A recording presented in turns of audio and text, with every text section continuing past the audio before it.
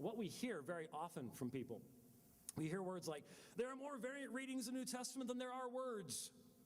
Because there's 400,000 variants, there's only 138,162 words in the Nestle-Aland 27th edition of the Greek New Testament.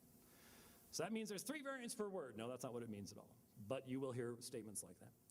We do not have 2 similar manuscripts of the New Testament in their contents. If what you mean by that is a photocopy of each other, that's obviously the case of every work of antiquity. That's nothing new. It is impossible to know today what Matthew, Mark, Luke, and John, and Paul might have written. These kinds of statements are very, very common in our day in the what I will very honestly identify as radical skepticism.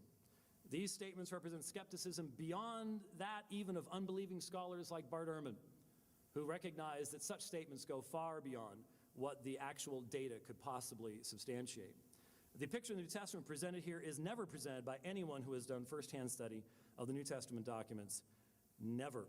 Let me give you an example. A number of years ago, I asked my computer to compare the 2 most dissimilar printed texts of the New Testament. In other words, for those of you who know the field, to compare the Westcott and Hort text with the majority text, the Robinson-Pierpont majority text. So in other words, the Byzantine versus Alexandrian manuscripts. Here in Hebrews chapter 6, verses 8 through 20, you'll see on the screen that I have marked in green, if you can see it, right there. There's one right there, one right there. Don't worry, doctor, I'm not going to hit you with a laser. There's, I think, there's only 3. Only 3 places where these printed editions, which represent the widest variations in the manuscript tradition, vary from one another, and they are not major issues. There is no question on the part of any scholar that we know what these verses said originally. This is what was written. There can be no question about that.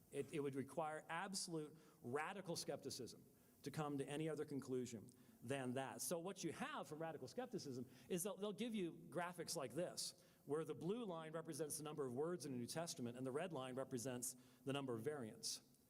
But then if you know something about the New Testament, then you know some of the facts about that. You know, for example, what they don't tell you is that 99% of all those variants do not impact the meaning of the text.